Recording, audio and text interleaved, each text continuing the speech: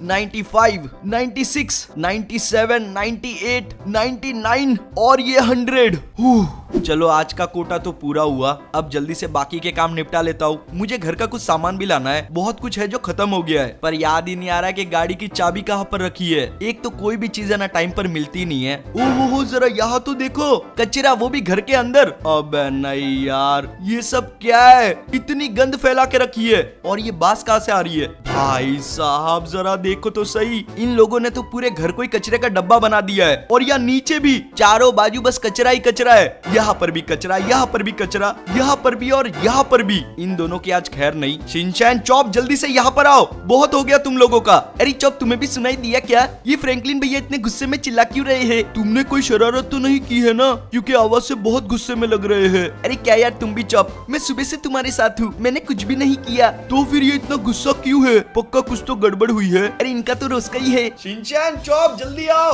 अरे मुझे लगता है हमें जाना ही होगा। चलो चॉप, आ जाओ जल्दी से, जाकर पता करते हैं कि ये इतना चिल्ला क्यों रहे हैं। ये देखो, ये रहे। क्या हो गया है सभी जो इतना जोर जोर से गला फाड़ रही हो? मैं है ना इतना जोर जोर से गला इसलिए फाड़ रहा हूँ क्योंकि तुम लोगों ने मेरा जीना हराम कर दिया है। क्या ये सब? ये और वो भी क्या है ये सब? अरे ये तो कचरा है, आपको नहीं पता क्या? शिनचैन, मुझे पता है ये कचरा है। ये बताइए किया किसने और साफ क्यों नहीं हुआ ये अभी तक? अरे ये कचरा तो चॉप ने किया है, वो हमेशा ही गंदगी फैलाता है। क्या चॉप, तुझे थोड़ी सी भी शर्म है कि नहीं है? इतना कचरा कौन करता है भाई? अरे क्या यार फ्रैंकलिन भैया, आप भी शिनचैन की बात मान रहे हो? मैं अकेला इतना कचरा कैसे कर सकता हूँ? मैंने कुछ भी नहीं किया, ये शिनचैन का ही काम है। बस बहुत हो गया, मुझे अब तुम दोनों के मुंह से कुछ नहीं सुनना, क्योंकि मुझे पहले से ही पता था कि तू इस पर नाम डालेगा और ये तेरे पर डालेगा। चुपचाप कचरा साफ करवाने में मेरी मदद करो। फैला तो दिया है। चलो गाइस, जल्दी जल्दी उठा लेते हैं। एक ही दिन में घर को इतना गंदा कैसे कर सकता है कोई? ओ एक मिनट, ये रही हमारे गाड़ी की चाबी। तभी मैं सोचूं कि मिल क्यों नहीं रही है, दिखेगी कैसे? चाबी के ऊपर इतना सारा कचरा था। चलो गाइस, जल्दी से उठा लेते हैं, इससे पहले कि वापस से घूम जाए। भाई साहब, यहाँ की साफ सफाई तो हो गई। तुम दोनों ने किया या नहीं? एक मिनट, तुम लोग यहाँ से हिले भी नहीं हो।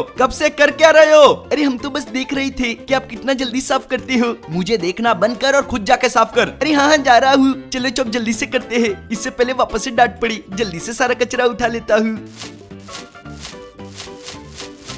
शिनचैन, चॉप, तुम लोग कचरा देख रहे हो? इतना तो पूरे सोसाइटी का नहीं होगा जितना हमारे घर से निकला है। थोड़ी तो साफ सफाई रखा करो यार। अरे आपके दिमाग में जितना भूसा भरा है ना, उससे तो ये कचरा कमी है। अरे वाह, क्या जोक मारा है शिनचैन, बहुत मस्त था। सच्ची में तुम लोगों को अभी भी मजाक सूझ रहा है? थोड़ा भी पछतावा नहीं है? देख रहे हो कचरे पर कैसे मक्खियां भिन भिन आ रही है, कितनी गंदी बास आ रही है इसमें से। हम लोग इस कचरे को सुबह तक यहाँ पर नहीं छोड़ सकते, वरना आसपास वाले ही कंप्लेन कर देंगे। हमें इसे फेंक कर आना होगा। मैं गाड़ी की डिक्की और बोनट खोलता हूँ, जहाँ पर जगह मिले कचरा डाल दो। चलो ये तो खुल गए। गाइस, आप लोग देख रहे हो, इतनी अच्छी गाड़ी के अंदर इतना गंदा कचरा। पीछे की तो हालत देख ली, आगे की भी देख लो। इतना दुख हो रहा है ना ये देख के। चलो यार, जल्दी से ये सब निपटा के आते हैं, फिर मुझे घर का सामान भी लेना है। तुम लोगों के चक्कर में देर हो रही है। अरे सॉरी ना, अगली बार ऐसा कुछ नहीं करेंगे। सॉरी तो तुम्हारा हमेशा का ही है, जिसका कि कोई मतलब नहीं है। आज सॉरी बोलते हो, कल वही का वही काम करते हो। अरे नहीं नहीं, वही नहीं करते, दूसरा करते हैं। वही करो के दूसरा करो, करते तो शरारती हो ना। अरे क्या यार फ्रैंकलिन भैया, अगर बच्चे भी मस्ती नहीं करेंगे तो कौन करेगा?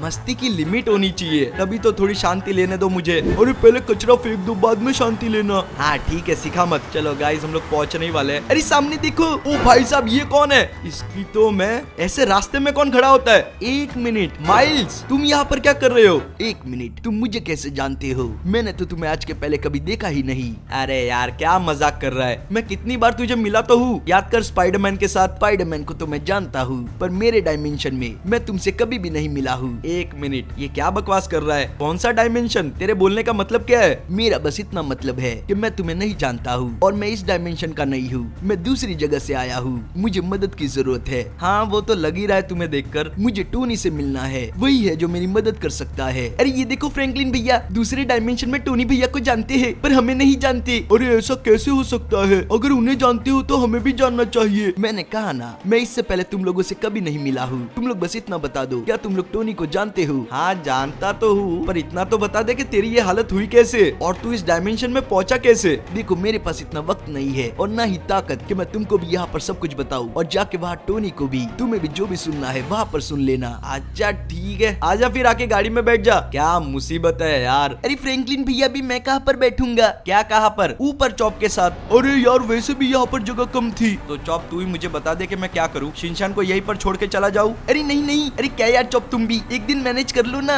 अच्छा ठीक है। वैसे एक बात बताओ, तुम्हारी गाड़ी में से इतनी गंदी बास कैसे आ रही है? ये लो भाई साहब, जो करने आए थे वो तो हमने किया ही नहीं, कचरा तो अभी भी गाड़ी के अंदर ही है। तुम अपनी गाड़ी में कचरा लेकर घूमते हो, ये सब तुम्हारे वजह से ही हुआ है। तुम जहाँ पर खड़े थे ना, मैं वहीं पर कचरा डालने आया था। ओ ऐसी बात है क्या? चलो कोई नहीं। हाँ तो अभी कर ही क्या सकते हैं इसके सिवा, जाना ही देना होगा ना। मुझे फिर से आना पड़ेगा कचरा डालने के लिए, वो भी इतना दूर, आधा घंटा लगता है यहाँ तक पहुँचने में। अरे छोड़ो ना, जाने दो ना। चलो भाई साहब हम लोग पहुँच गए, जल्दी जल्दी उतरो सब लोग, फटाफट जाते टोनी के पास और इस मामले के बारे में पता करते हैं। वो रहा टोनी, कैसा है भाई? ओहो हो, जरा देखो तो सही, ऐसा लगता है कि नई मशीन लगाई है। नहीं ये मशीन पुरानी है, तुम्हें याद होगा इसके पहले अल्ट्रॉन ने दूसरे डायमेंशन में जाने के लिए एक मशीन बनाई थी। मैंने बस उसी मशीन को अपने नैनो टेक्नोलॉजी की मदद से कॉम्पैक्ट साइज का कर दिया है और ये मशीन वायरलेस है, मतलब कि सिग्नल की मदद से काम करती है। फिलहाल तुम ये सब छोड़ो और ये बताओ कि इतनी घाई में क्यों आए थे? कोई प्रॉब्लम तो नहीं है ना? हाँ वैसे मुझे तो कोई प्रॉब्लम नहीं है, पर मुझे रास्ते में माइल्स मिला और ये मुझे पहचानने से इनकार कर रहा है, क्योंकि इसके हिसाब से ये इस डायमेंशन का नहीं है, ये किसी और डायमेंशन से आया है। जरा इसकी हालत तो देखो कितनी खराब है। मैंने इससे पूछने की कोशिश की कि क्या हुआ था, पर ये तो बस जिद पकड़ के बैठा है कि टोनी के सामने जाकर ही बताऊंगा। ले भाई अब तो पहुंच गए, अब तो बता दे कि तेरी ये हालत की किसने है? मुझे अपने हालत की टेंशन नहीं है, मुझे तो स्पाइडरमैन की फिक्र है। पता नहीं वो कहाँ पर होगा, किस हालत में होगा। स्पाइडरमैन की? पर क्यों? ये रहा स्पाइडरमैन, और लग तो एकदम ठीक रहा है। नहीं फ्रैंकलिन, तुम गलत समझ रहे हो, मुझे नहीं लगता ये मेरी बात कर रहा है, ये शायद से इसके डायमेंशन के स्पाइडरमैन की बात कर रहा है।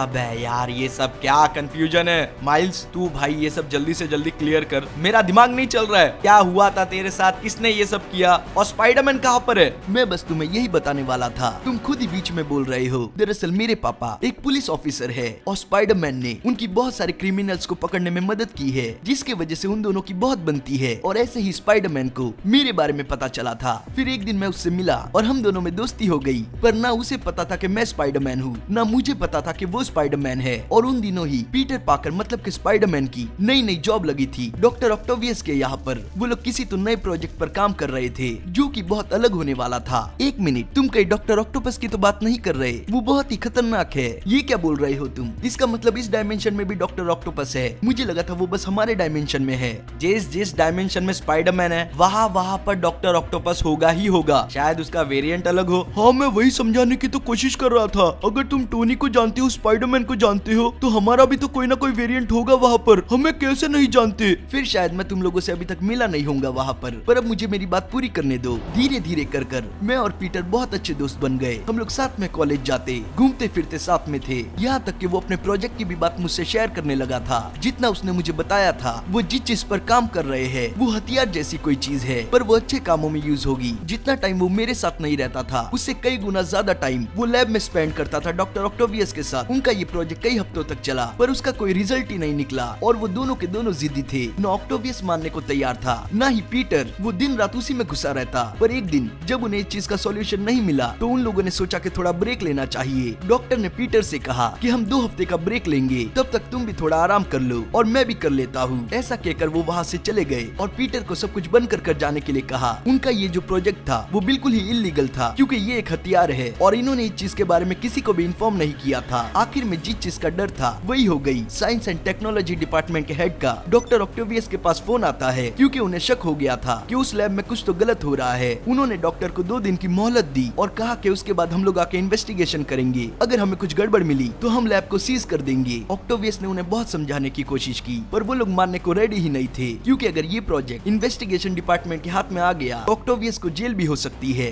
पीटर सब कुछ बंद करके निकलने ही वाला था, तब उसे अचानक से उन आर्म्स में कुछ हलचल दिखाई दी। वो अपना कलर चेंज कर रहे थे। जब उसने चेक किया तो फ्रीक्वेंसी काफी ज्यादा बढ़ गई थी और सारी स्क्रीन पर बस एरर ही एरर था। उसे बिल्कुल भी समझ में नहीं आ रहा था कि ये सब हो क्या रहा है, इसलिए उसने इसके बारे में प्रोफेसर को बताना जरूरी समझा। उसने ऑक्टेवियस को फोन किया, एक बार नहीं कई बार किया, पर उनका फोन बिजी आ रहा था, क्योंकि वो इन्वेस्टिगेशन डिपार्टमेंट को समझाने में लगे हुए थे। आखिर में हार खाकर पीटर ने फोन को रख दिया। उसने सोचा कि मैं बाद में बता दूंगा, और वो पूरी लैब बंद करके वहाँ से निकल गया। अरे पर एक बात तो बताओ, वो आर्म्स अपने आप अपना कलर कैसे चेंज कर रहे थे? ऐसा थोड़ी ना हो सकता है। ये चीज तो आज तक किसी को पता नहीं चल पाई। वैसे एक बात बताओ, तुम उसके बाद पीटर से मिले या नहीं? लैब से निकलने के बाद दूसरे दिन 2 घटनाएं हुई, एक अच्छी और एक बुरी। पीटर मेरे घर के सामने आ गया, वो मुझसे ही मिलने आया था, पर मुझे इस चीज के बारे में बिल्कुल भी नहीं पता था कि वो 2 हफ्तों के लिए लैब नहीं जाने जाने वाला है। और उस दिन वो हुआ जो मैंने कभी नहीं सोचा था। पीटर ने मुझे स्पाइडरमैन के कपड़ों में देख लिया। उसने जैसे मुझे आवाज लगाई, मैं समझ गया था कि मेरा भंडा फूट चुका है, क्योंकि मुझे मेरा मास्क मिल ही नहीं रहा था। इसलिए मैंने चुपचाप सिचुएशन को फेस कर लिया। वो मुझे देखकर बिल्कुल चौंक गया था। तब उसे पता चला कि वो दूसरा स्पाइडरमैन मैं ही हूँ। उस दिन हम दोनों के बीच में बहुत बातें हुई और मुझे भी ये पता चल गया कि पीटर भी एक स्पाइडरमैन ही है। ये थी पहली घटना। और दूसरी जो घटना हुई थी वो उसी रात को हुई थी। वो एक भयानक रात थी। पीटर तो लैब में सब कुछ बंद कर आ गया था, पर उस प्रोजेक्ट में, मतलब कि उस आर्म में जो चिप लगी थी, उसने पूरे सिस्टम को फिर से शुरू कर दिया और खुद को रिस्टार्ट कर दिया। लैब में जोर जोर से अलार्म बजने लगे, पर वहाँ पर सुनने वाला कोई नहीं था। उस चिप ने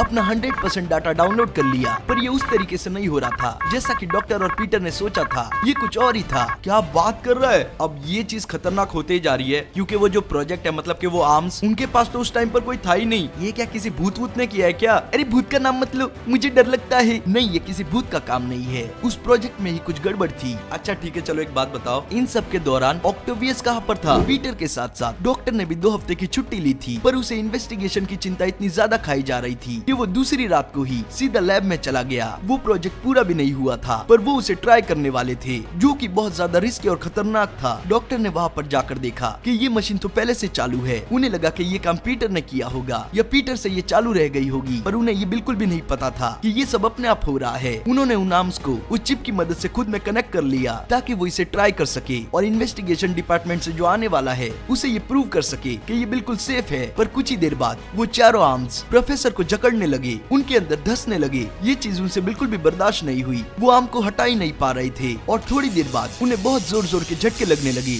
और वो वहीं पर बेहोश होकर गिर गए। अब उस रात के बाद जो दूसरी सुबह हुई, तब इन्वेस्टिगेशन टीम लैब के बाहर पहुंची। उन्हें बिल्कुल भी अंदाजा नहीं था कि अंदर क्या हुआ है। वो सीधा गाड़ी से निकल के लैब की तरफ बढ़े, पर उन्हें वहाँ ऐसा कुछ दिखने वाला था जिसकी कल्पना उन्होंने की भी नहीं होगी। उन्होंने वहाँ पर डॉक्टर को मरा हुआ पाया। उनकी सांसें बिल्कुल नहीं चल रही थी और साथ ही में उन्हें एक चीज का पता चला कि यहाँ पर इलीगल एक्टिविटी होती है, जिसके बारे में उनको नहीं बताया गया था। अब डॉक्टर के चले जाने के बाद और उस प्रोजेक्ट के फेल होने के बाद इन्वेस्टिगेशन डिपार्टमेंट ने उस लैब को सीज कर दिया, मतलब कि हमेशा हमेशा के लिए बंद कर दिया था। अब वहाँ पर कोई भी काम नहीं कर सकता था। ये बात पीटर को पता चलती है और वो बहुत दुखी होता है डॉक्टर के बारे में सोच के। पर अभी तक मुझे समझ नहीं आया कि प्रॉब्लम क्या है। उल्टा ये तो अच्छी बात है ना, डॉक्टर ऑक्टोपस किसी को खतरा पहुंचाए, उससे पहले उसकी मशीन ने उसको ही खतरा पहुंचा दिया। नहीं, कहानी तो अभी से शुरू होती है। अब मैं और पीटर एक दूसरे के बारे में जानते थे, इसलिए हम दोनों साथ में काम करते थे, एक टीम की तरह। हम लोगों ने मिलकर बहुत सारे क्राइम रोके, बहुत सारे ड्रग माफिया, लुटेरे, आतंकवादी, उन सबको पकड़ा। धीरे धीरे करके मैं भी पीटर की तरह स्ट्रॉन्ग होते जा रहा था।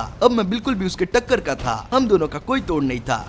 अच्छा ठीक है, चलो मैं अभी भी उससे थोड़ा कमजोर था, पर उतना भी नहीं। अच्छा ठीक है, चलो मान लेता हूँ कि अभी भी मैं उस जैसा नहीं बन पाया था। हम दोनों ये छोटे मोटे गुंडों में फंसे हुए थे। असली खतरे का तो हमें अंदाजा भी नहीं था, क्योंकि कुछ दिनों बाद डॉक्टर ऑक्टेवियस फिर से जिंदा हो गए और ये काम किया था उस चिप ने, पर वो बिल्कुल उल्टा रहा था। उन्होंने ये आर्म्स बनाए थे ताकि ये लोग उनको कंट्रोल में कर सके, पर उल्टा ये आर्म्स ही डॉक्टर को कंट्रोल में कर रहे थे। उस चिप ने डॉक्टर की मदद से पूरी प्रोग्रामिंग में चेंज किया और खुद को और भी ज्यादा अपग्रेड कर दिया। उसने उस सिस्टम की मदद से बहुत सारे सुपर विलेंस के बारे में भी पता किया। धीरे धीरे दिन बीतते गए, हमें इस चीज की बिल्कुल भी भनक नहीं थी, पर डॉक्टर ऑक्टोपस बहुत ज्यादा ताकतवर हो रहा था। पीटर के पास एक मशीन थी, जब भी कहीं से हाई फ्रीक्वेंसी आती थी उसे जल्दी से पता चल जाता था। डॉक्टर की चिप से जो फ्रीक्वेंसी आ रही थी, पीटर को उसका पता ही नहीं लग पा रहा था, पर एक दिन उसने उस चीज को क्रैक कर लिया और उसे पता चल चुका था कि ये फ्रीक्वेंसी कहाँ से आ रही है। वो तुरंत वहाँ से निकला और सबसे पहले उसने मुझे कॉल किया। उसकी बातों से मुझे लग रहा था कि इस बार मामला कुछ और ही है। हमारा जिससे सामना होने वाला है वो कोई आम विलन नहीं होगा। पीटर ने मुझे सब कुछ बता दिया कि उसे बहुत बड़े खतरे की आशंका है। उसे खुद को आइडिया नहीं था कि उसका सामना किससे होने वाला है, इसलिए मैं भी तुरंत जहाँ पर था वहाँ से निकल गया ताकि पीटर की मदद कर सकूं, उसके साथ मिलकर लड़ सकूं। भले मुसीबत कैसी भी हो, मैं उसका साथ कभी नहीं छोड़ता। कुछ ही देर बाद पीटर फ्रीक्वेंसी का पीछा करते हुए उस जगह पर पहुंच गया,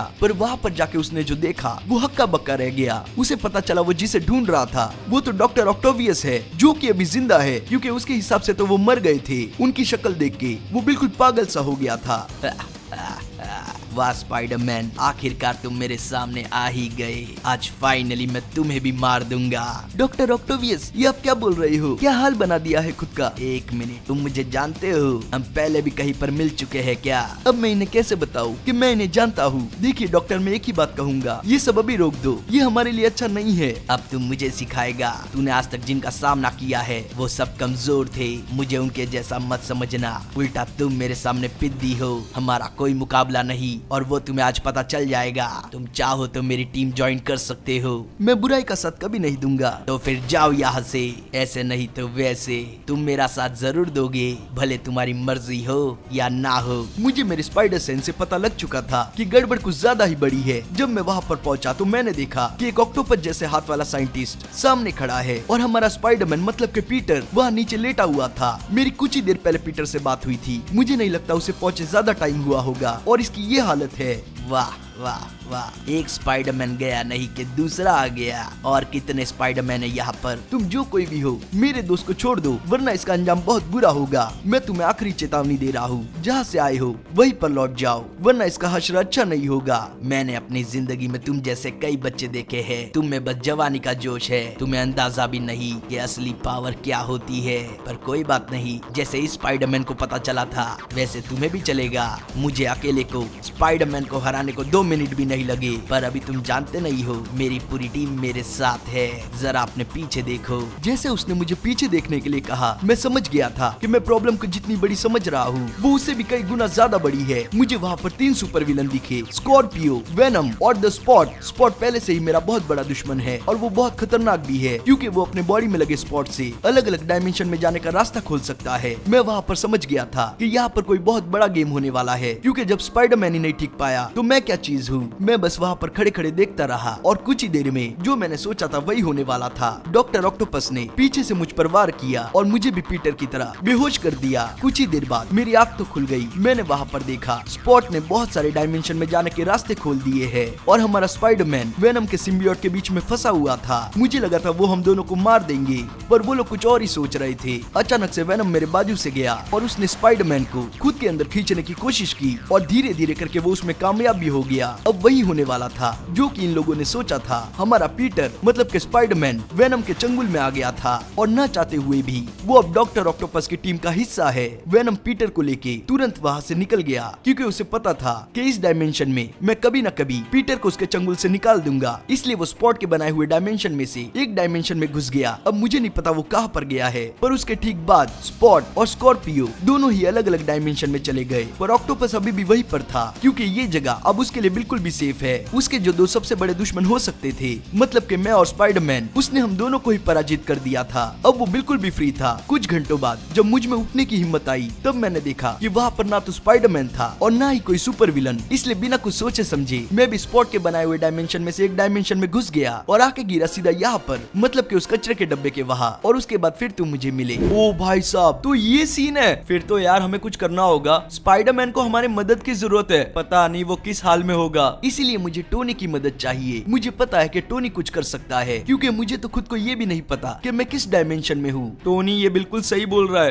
तुम ही हमारी आखिरी उम्मीद हो। हमें जल्दी से जल्दी कुछ करना होगा, वरना पता चला दूसरे डायमेंशन के स्पाइडरमैन को निपटाने के बाद उन्होंने हमारे डायमेंशन के स्पाइडरमैन को कुछ कर दिया। तुम एकदम सही बोल रहे हो, पर आखिरी उम्मीद मैं नहीं हूँ, तुम हो। तुम्हें जाके स्पाइडरमैन को ढूंढना होगा। क्या दिमाग खराब है तेरा? मैं क्यों? यहाँ पर माइल्स है, अपना वाला स्पाइडरमैन है, मैं जाके क्या ही कर लूंगा? मेरे पास तो कोई पावर भी नहीं है। जरा मेरी बात को समझने की कोशिश करो। अगर एक ही डायमेंशन में 2 स्पाइडरमैन हुए और वो दोनों आमने सामने आ गए, तो वहाँ पर बहुत सारी गड़बड़ हो सकती है। वहाँ के पास, प्रेजेंट और फ्यूचर पर फर्क पड़ सकता है। तुम्हें ही जाना होगा। और रही बात पावर की, तुम्हें बस वहाँ पर जाके किसी स्पाइडरमैन का सूट चुराना है। टोनी एकदम सही बोल रहा है। एक ही डायमेंशन में 2 स्पाइडरमैन का आमने सामने होना बहुत खतरनाक हो सकता है। अब यार क्या मुसीबत है। अच्छा ठीक है, बताओ क्या करना है मुझे। पर पहले मेरी एक बात सुन लो, अगर वहाँ पर कुछ गड़बड़ हो गई और मैं वापस नहीं आ पाया तो उसकी चिंता तुम मुझ पर छोड़ दो। मैं तुम्हें कहीं पर भी अटकने नहीं दूंगा। ठीक है, मेरे पीछे जो मशीन दिख रही है उसमें जाकर खड़े हो जाओ, वो तुम्हें दूसरे डायमेंशन तक पहुँचा देगी। अच्छा ठीक है, जा रहा हूँ यार। जल्दी से जाके खड़े हो जाते हैं गाइस। लो अब जल्दी से शुरू कर दो। स्पाइडरमैन और विजन मेरी बात सुनो, मैं जा रहा हूँ मशीन को स्टार्ट करने। तुम जल्दी से इसकी प्रोग्रामिंग कर दो। सब लोग तैयार हो जाओ। ये मैंने मशीन को स्टार्ट कर दिया है। विजन और स्पाइडरमैन अब तुम्हारी बारी है। जल्दी से एक डायमेंशन सेट करो। ए आयाती पण थई गयो। स्पाइडरमैन तारी वारी। चिंता मत करो, ये काम अभी हो जाएगा। मैं जल्दी से एक डायमेंशन सेट कर देता हूँ और पोर्टल खोल देता हूँ और ये बस होने ही वाला है। ये लो, हो गया। चलो गाइस, मैं तो पूरी तरीके से तैयार हूँ दूसरे डायमेंशन में जाने के लिए। आप लोग भी जल्दी से इस वीडियो को लाइक करके चैनल को सब्सक्राइब कर दो। ओ भाई साहब, पोर्टल खुल गया गाइस। अब यार ये इतने ज्यादा झटके कैसे लग रहे? पता नहीं कौन से डायमेंशन में जाएंगे यार।